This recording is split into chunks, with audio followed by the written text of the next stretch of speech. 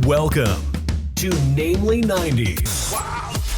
The podcast that takes you back to the time before smartphones, Google, and Y2K. Join your hosts as they relive the pop culture that shaped a generation and the parts that many people wish they could forget. Listen in to the conversation about how the decade defined those who spent their childhood there and how it shaped them as adults. So, turn down the grunge and dial up the internet. Let's get started. It's time for Namely 90s. That's right. You're listening to Namely 90s. This is Andrew. Over there, you've got Brandon. You can find us online at namely90s.com or on Twitter at namely90s. That's with a 90S. Well, this week's episode takes us to August of 1997. Brandon's going to give us a quick synopsis of what was going down. Travel back with me, if you will, to August 1997 on today's episode of, I almost said Rewind. It's okay. It's an old YouTube show. You can reference it. Yeah.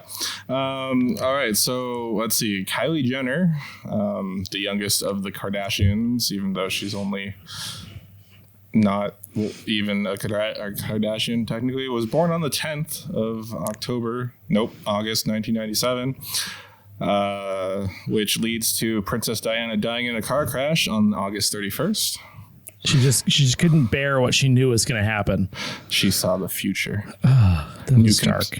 New conspiracy theory right now. In television, The View premieres on the 11th. Bunch of clucking hens on CBS, essentially. It's CBS, right? I thought they were ABC. I don't know. I don't watch these shows. What? No, I said, you should watch those shows. Very mentally stimulating. I mean, I used to watch live, I guess, but now that Regis is dead, just isn't worth it. Oh, yeah. R.I.P. Regis. Oh, yeah. The first episode of South Park airs, which is called Cartman Gets an Anal Probe, which was on the 13th. The Rugrats return with new episodes after being canceled in 1994 by Nickelodeon. The children's show Franklin premieres on the 24th. Is that the turtle one? Yes. Okay. All right. And Recess on August 30th. In video games for the month, Mega Man X4 is released, as well as Goldeneye for the Nintendo 64. Ooh, so good. Oh, yeah. Seriously, one of the best. And then in the box office, we have Air Bud and Spawn coming out on the 1st. Free Willy 3, The Rescue. God, I love any time a Free Willy movie comes out. It's just fantastic. Right? And somehow we've been able to hit, I think, 3 in a row.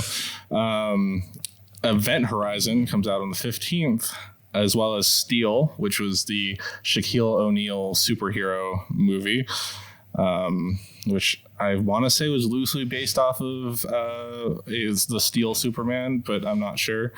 And G.I. Jane and Leave It to Beaver came out on the 22nd. And you have a comment on that?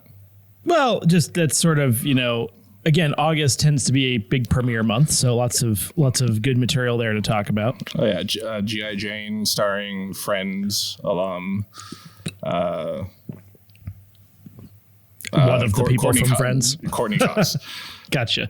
And then on the Billboard charts, number 1 is still I'll Be Missing You by Puff Daddy and Faith Evans. And that was since we talked about it last in June. Yep. And it's knocked out at the end of the month by Mo Money, Mo Problems by the Notorious B.I.G. featuring Puff Daddy and Maze.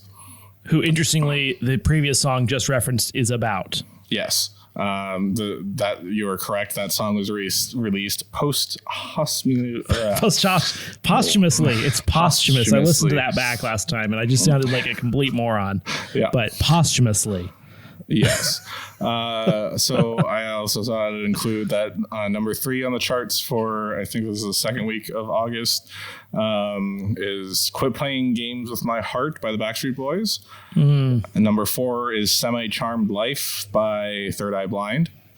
Number 16 is All For You by Sister Hazel, which is that song that goes, "It's hard to say what it is I see in you." Oh, yeah. Wait. Yep.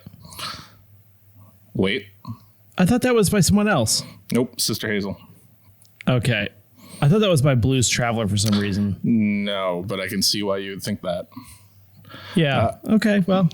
And then finally, number 19 is Foolish Game / You Were Meant For Me by Jewel. Jewel. She's really prolific in this time period. It seems like, Her if I recall. poetry changed my life. That's not true. Eventually, we will get to that. So yeah, Brandon's life change spurred by Jewel's powerful songwriting. I gotta say, I mean, I think it was last episode we talked about, maybe 2 episodes ago, we talked about 90s crushes. Sadly, Jewel was on there. Not 90s, but like late 90s, early 2000s, middle school ish. Yeah, like, I can see it. She had the crooked tooth and the blonde hair. Oh yeah. Well, what? And the soulful countryness. Trailer park. Yeah, so in prep for this episode, I have 3 topics as usual. Anything you want to talk about? I have none topics as usual. Yes. I just sit here and make like trite quips, and you do most of the talking. So I'm going to try to talk more. I'll try to do the yes and thing. That would be great. I was gonna start by I forgot to have you watch the music video for Mo Money Mo Problems. I may have brought this up last time when we talked about I'll Be Missing You, but Puff Daddy always has that open jacket, and there's like always a wind machine on him in every single 90s music video with him in it. I'm going to pull it up because I'm on my secondary computer. This lovely computer over here is not working. Oh dear. Sorry. I just got a huge ad for GoDaddy. Sorry. Bear with us. Good radio. To be fair, that's not one of the actual topics I want to talk about. I just thought I'd mention that. I need more wind machine in my life. And this one, they're actually on like one of those indoor skydiving machines. Yeah.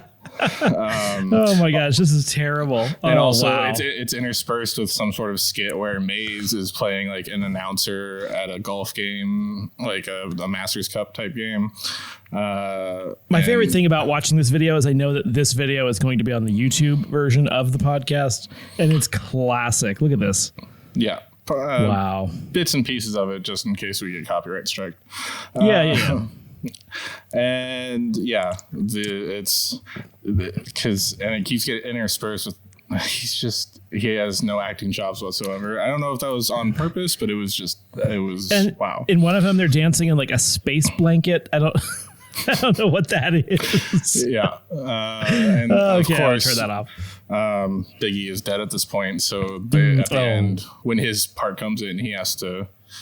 They're watching him on a screen. I think they might be in a spaceship. I don't understand conceptually where to go from the winning the Masters to flying in a wind machine. All right. Wow. So just because this is the first thing I've written down, I thought we should talk about Air Bud. All right. I can get behind a dog movie. Yeah, I mean, it is in your wheelhouse. Air Bud, I remember enjoying this first movie. It spawned a giant franchise and a spinoff. The movie was originally based on a crossbred golden retriever named Air Buddy, who shoots basketball hoops, and he ended up playing himself in the movie. This film was a success. It grossed $4 million in its opening weekend and totaled $27.8 million with about a $3 million budget, and surprisingly has a 45% on Rotten Tomatoes. I find it funny that it's actually more believable than us letting women play in professional sports, which says something really sad about our society, I think. Right. Yes. And that people find it more entertaining. And then, so a sequel was released in the following year, exactly a year from August 1997, which was Air Bud Golden Receiver. That is hilarious. Oh my gosh. Which was a box. I'm sorry. Box office flop. Let me just finish your sentence. Yes. Yep. Well, I did not know. I'm genuinely dying over that. That's hilarious. It grossed 10 mil against a budget of 11 million. It has a 21% rating on Rotten Tomatoes. And here's my question. What gag in the movie made it go from a $3 or $4 million budget to 11 million? I mean, did they spend that much on milk bones? What's going on over there? Well, so remember, they used the dog that was trained to shoot hoops in the first one, whereas in the second one, they now had to fake a dog. I believe throwing. I think he was the quarterback. I'm not sure. Maybe he was the kicker. He was the kicker. He was definitely Golden the kicker. Receiver. He's not actually the receiver. Yeah, I'm pretty sure he didn't catch the ball. Yeah, literally animating the dog, throwing the ball cost them $10 million. Yeah, he might have been the kicker. I vaguely remember him being a kicker. Oh gosh, that's so funny. the subsequent Air Bud movies were direct to video, and I'd like to play a quick game where you guess which sport each title of the movie is based on. Oh my god, how many are there? There are 3 more in the Air Bud franchise, and then there's, I think, 10 more in the spin-off franchise, Air Buddies. All right. We're going to start with Air Bud. Air Bud World Pup. Soccer. You are correct. Air Bud 7th Inning Fetch. Well, obviously, that's going to be cricket. No, I mean, baseball. I probably should have had you. Yeah. And then finally, Air Bud Spikes Back. It's volleyball. Clearly. You're correct. And then Air Buddies became somehow more of a Disney property, which became a spin-off series called Air Buddies, which began in 2006 with the release of Air Buddies. And it focuses on the adventures of buddies talking golden retriever puppies. Now, in this movie, the puppies can talk to each other, I believe. No. I don't know if people understand them or not. This is a synopsis for Air Buddies. Buddy and Molly's offspring work together to help each other while attempting to rescue their parents. Which sport was it? Air Bud vomits on the carpet. Which one was that? So it's no longer based on sports with the buddies. They have random adventures. So I'm going to ask you to give me the title of so it's Air Buddies is the first one. So it's blank Air Buddies. Blank Buddies. From now on, the offspring of Buddy and Molly go on an Alaskan adventure. Cold Buddies. Yeah, you're not gonna get this one. It's Show Buddies. Okay. The next one, the buddies tag along for a field trip to the Space Museum and accidentally walk aboard a rocket ship. Space Buddies. There you go. Yeah. The buddies team up with Puppy Paws, the son of Santa Paws, to end the melting of a magical icicle threatening Christmas Eve. Santa Buddies? There you go. Yeah, all right. I'm on. The buddies are in a new adventure when Halloween hits Fernfield. Ghost Puppies. Spooky Buddies. Spooky Buddies. Okay. Well, the fact that I got 2 out of 3 of those means I'm part of the lowest common denominator. So that's good. Don't worry. There's 2 more in the Buddies franchise. The buddies find themselves on an Indiana Jones style adventure. Explorer Buddies. Close. Treasure Buddies. Treasure Buddies. Okay. And then finally, the latest release, after acquiring rings that grant them superpowers, the buddies must find them to stop a villain. Super Buddies? Yeah, there you go.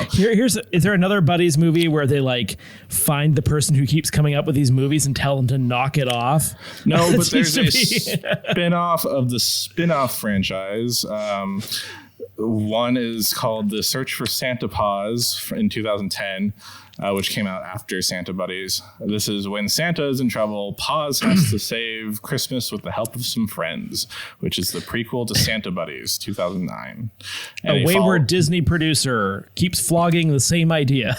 And then the final one, Santa Paws 2, The Santa Pups. When the Christmas spirit begins to disappear, Mrs. Claus and the Santa Pups must race to save Christmas around the world. Wow. Did you? Yeah, that's rubbish, honestly. I didn't realize how many spinoffs they had.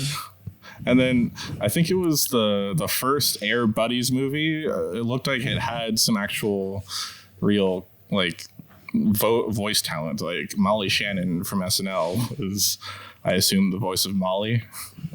It was kind of like live action Paw Patrol in a way. Yeah, pre Paw Patrol. Did you remember seeing any of those movies? You have kids. I wouldn't be surprised if you. No, they don't watch much of that kind of stuff. They're watching like these creepy Garfield movies on Hulu or Netflix. Like newer ones or like the weird like 3D animated ones. They're freaking me out. Not the live action, but the cartoon. No, like these cartoony kids ones. It's strange. Yeah. I remember I watched I watched Air Bud, and I remember liking that one. I think I saw Golden Receiver on VHS, but like we rented it from Blockbuster or something. But I don't recall it being good. No, you're kidding. Well, I mean, yeah, it's shocking that it was so bad. And then I couldn't believe they kept going after that flopped. Like, how much of a stretch? Let's do volleyball. That's a sport everyone likes. Yeah, like what? Air Bud goes curling. I mean, come on. Yeah. Let's see. Goldeneye Nintendo 60 for the Nintendo 64. Boy, that brings back some real memories right there. Yeah, I feel like we brought it up at one point on the show, but I think it was because we were talking about Goldeneye or Counter-Strike or something, and I tried to save the conversation for this episode. I tried really hard to find a way to play it online with you, but I could not find a decent way to do that. I don't think there is. Yeah, I recently dusted off my old N64 after I saw it played on a different podcast, and those controls suck compared to modern shooters. Oh yeah, but it was fun. It's fun to play that again. I really enjoyed Goldeneye. I wasn't that good at it when we were kids. I had a Game Shark to get me all the cheats and stuff. Oh, I remember the Game Shark. That is, boy, that's a blast from the past right there. Oh, yeah. Not the Game Genie, the Game Shark. Wow. Yeah, it was definitely a fun game. Really good for just like general messing about on multiplayer too. But it's it's one of the classics, really. And actually, I have a Nintendo 64 now. So, wow. I bought it next to that weird video game karaoke bar we went to. I think that was a part of the video game karaoke bar. Oh, you're right. It was. Yeah. Nice. Did you? What games did you get? Mario Kart 64. I ended up buying it for a birthday party for my wife, so we played some Mario Kart 64, and now I'm playing Mario Kart 8 on the Wii U, which is kind of fun. I have it on the Switch. Yeah, it's legit for sure, but I'm better at the 64 version. Which is something I never thought I'd hear you say. Just because, some background, Andrew didn't have the Nintendo system when we were kids, so he always lost. But that's all I did in college was play Mario Kart. And so the problem is, like, I've been doing the drifting. You know, the drifting on 64, you kind of have to like move the joystick back and forth to initiate the drift. Which probably sucks with 20-year-old Nintendo 64 controllers. No, that's not where I was going. The Mario Kart 8, I was using the steering wheel, so we have them for the kids. We only had one gamepad, so I'm trying to use the steering wheel, and I'm trying to do the back and forth motion with the steering wheel while I'm trying to drift. I've been doing that for like a year, and I come to find out that you don't have to do the back and forth thing. Yeah. Wait. So Apparently you don't. I thought you didn't have to do that on the 64. As far as I know, you do. But either way, apparently I've been doing it wrong all along. So anyway, now the more you know. I guess I usually triple hop into a skid on 64. I do a triple hop into a skid. Mm-hmm. Yeah. It sounds like a figure skating move. If only. So I also remember about 8 years ago, maybe 10 years ago now, there was a game for the PS3 that came out called Goldeneye Rogue Agent, which had they incorporated those stupid their knockoff Wii controllers, which now they use for their VR system. And they looked like Wiimotes, but they had like giant light bulbs on the top of them. Yeah. And then this thing came with a light gun peripheral that looked like a submachine gun. I still have sitting around somewhere. But like they're like, oh, it's a sequel to Goldeneye, but it had nothing to do with Goldeneye. I was really pissed off when I got it. The controls weren't that good. Here's a synopsis of the game. In this setting, the game's protagonist is given the name Goldeneye after he loses his eye and receives a gold-colored cybernetic replacement. He's an MI6 agent. A complete disaster. Really? Yeah. It was like they didn't revisit anything from the old game.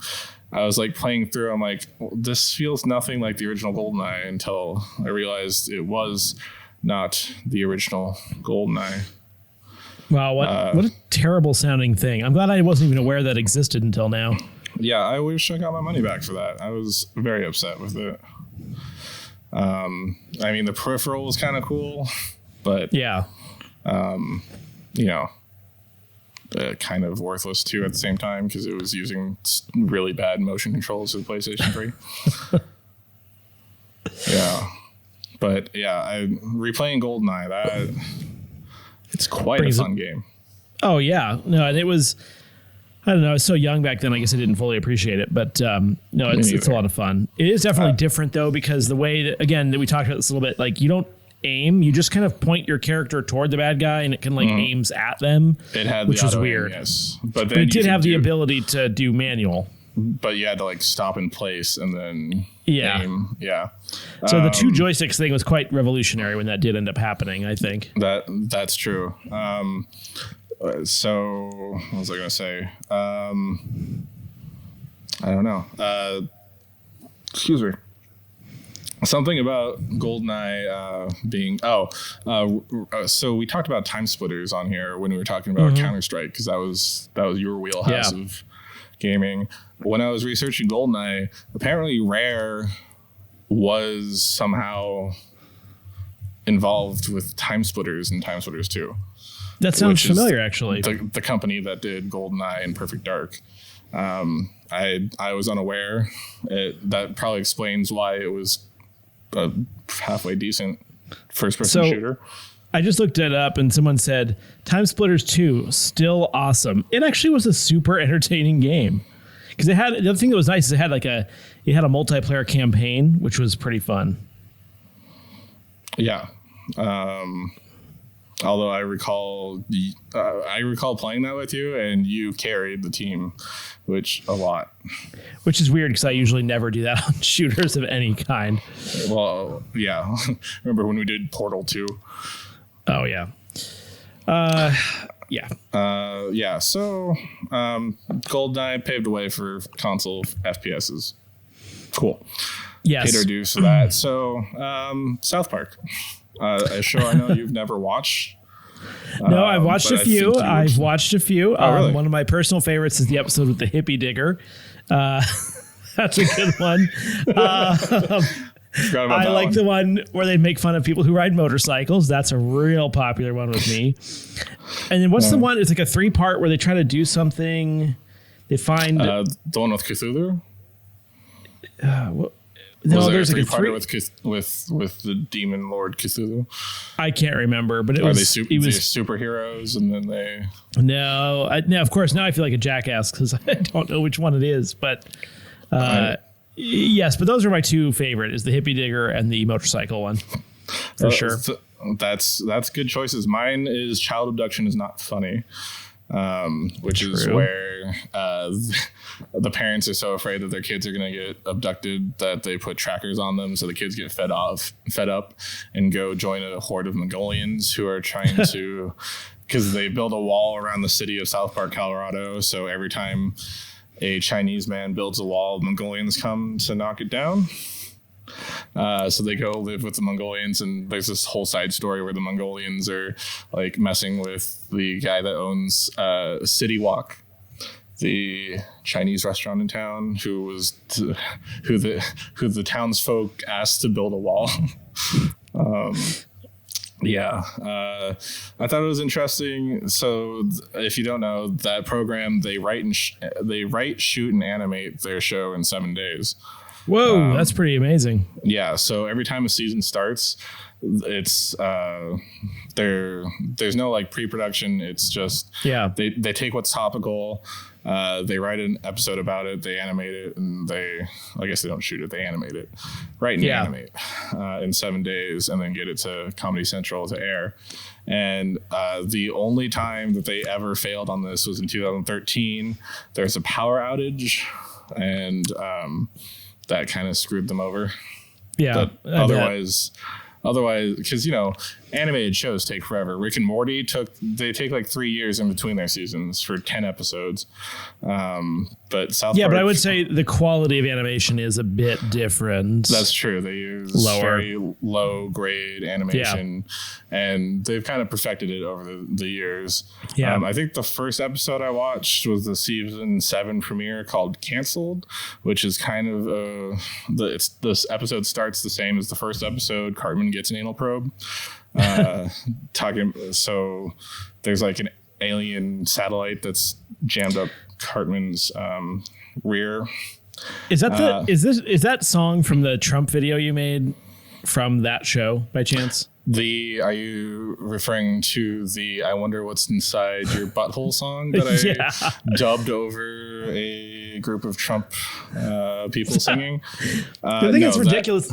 That video, yes, without the song that you dubbed over it, is still like catastrophically embarrassing for them. Yeah, and then more so when you put the song over it. But yep. It's very, very creepy. No, I believe that's from a Vine or. Oh, okay. It was someone else's idea. I just did it for them. They write actual comedy on an actual internet show. Meanwhile, here we just dabble poorly in comedy. Shout out to Emily Fleming she's actually a writer on. At Midnight, or that Chris Hardwick show. Game show, that was pretty good. But yeah, I think she is a writer for Good Mythical Morning. Okay. Yeah. Yep. Back to South Park. I remember in 5th grade, Jonathan Red Bull. Sorry for throwing you under the bus, John. We have to bleep it. Yeah, the last name. He was watching it in like 4th or 5th grade, and I remember him telling me about it. I'm like, yeah, I watched South Park too. I totally know what's going on, and then didn't watch an episode until like the middle of middle school. Did I ever tell you about the time I was at school at Western and he like randomly showed up with some people from high school on mushrooms? It sounds about right. Now we have to bleep his name. Yeah, that's fine. We can do that. Yeah. Well, I recall him going through a phase where he was really into that. Mind-altering substances. Yes. Yeah. I'm surprised you've seen episodes of South Park because it's humor you like, but at the same time, you're very opposed to people telling you that. Let's be honest. I'm a holdout with a lot of shows. I don't like a lot of things, and I don't watch it regularly. But I've been told there are certain episodes I have to watch, and those are the ones I watched, and they were very much in my lane. So I don't know if I could stand to watch it every week, but those were pretty funny. The modern episodes, it's more serialized, and it's kind of it's different. Is it just like a bunch of Trump hate too, which I'm on board with, but it gets kind of old. Like it's not funny anymore. Well, actually. Yes, no. Yeah. And so what they did is they took the teacher, Mr. Garrison, and they basically turned him into Trump. He now has like an orange glow face, and he became president of the United States by telling everyone he's just going to go F everyone in the A that opposes him. That's good. That's good. And then like there was an episode where he was like trying hard not to win the presidency, like by saying everything wrong, and then somehow he won. And yet did. Yeah, imagine that. Yeah. So yeah, now he's president. Bruce Jenner, or what is he called now? Or what is she called? Caitlyn Jenner. He picks her as his vice president running mate, and they do some transphobic jokes that probably don't fly now. Yep. Yeah, no, definitely not.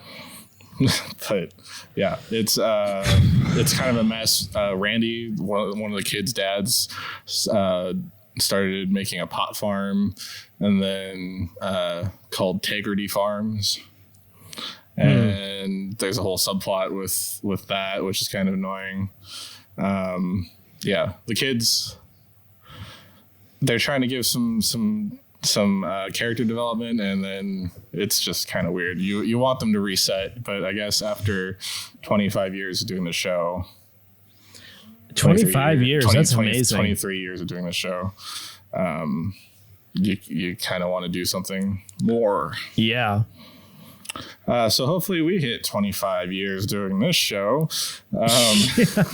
Just reminiscing about the 90s for hopefully we hit 25 episodes. Yeah, 2.5 decades. And anything else you want to say?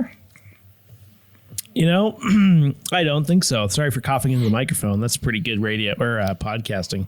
Referring to podcasting as radio is bad podcasting. Yeah, so I'm going to stop. You still think this is radio.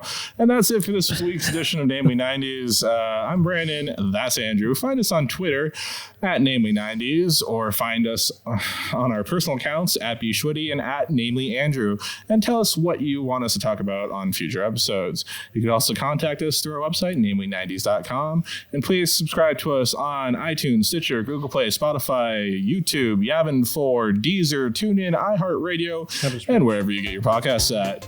And we will catch you next time.